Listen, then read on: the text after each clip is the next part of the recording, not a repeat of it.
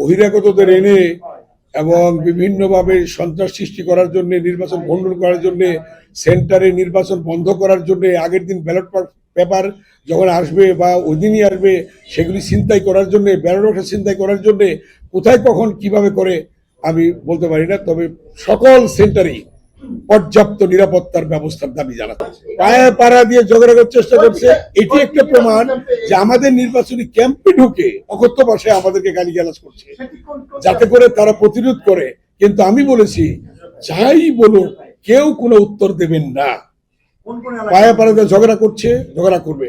এটা সাক্তা করেছে, এটা তারানগর করেছে, এটা বাস্তা করেছে, এবং সেই অনুযায়ী দরখাস্ত দেওয়া হয়েছে প্রশাসনকে। বলছেন তারা ব্যবস্থা নেবেন। ঢাকা কেন্দ্রে ভোট কেন্দ্র হয়েছে 141টা। 1990 সালে স্বৈরাচার বিরোধী আন্দোলনের পরে দেশটি বেগম খালেদা জিয়ার নেতৃত্বে সফল আন্দোলন হয়েছিল। স্বৈরাচারের পতন হয়েছিল 90 সালে। ঠিক 91 সালের 27শে ফেব্রুয়ারি নির্বাচন হয়। 90 সালের 6 জুন আমি ডাকসুর ভিপি নির্বাচিত হই ঢাকা বিশ্ববিদ্যালয়ের কেন্দ্রীয় ছাত্র সংসদ ডাকসুর 6 জুনে। আর 91 27শে ফেব্রুয়ারি জাতীয় সংসদ নির্বাচন অনুষ্ঠিত হয়। সেখানে জাতীয় সংসদ নির্বাচনে আমাকে বিএনপির পক্ষ থেকে মনোনয়ন দেওয়া হয়েছিল 1991 সালে 27শে ফেব্রুয়ারির জাতীয় সংসদ নির্বাচনে।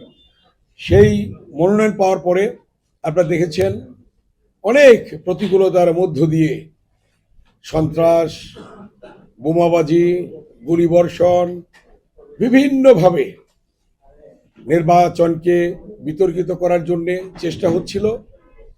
আন্তরিকভাবে সেই নির্বাচনটা সুন্দরভাবে সফলভাবে সমাপ্ত করেছিলেন। তারপরেও 2টি সেন্টার বন্ধ হয়েছিল, কারণ জোর করে তখন ব্যালটে সিল মারতে গিয়েছিল।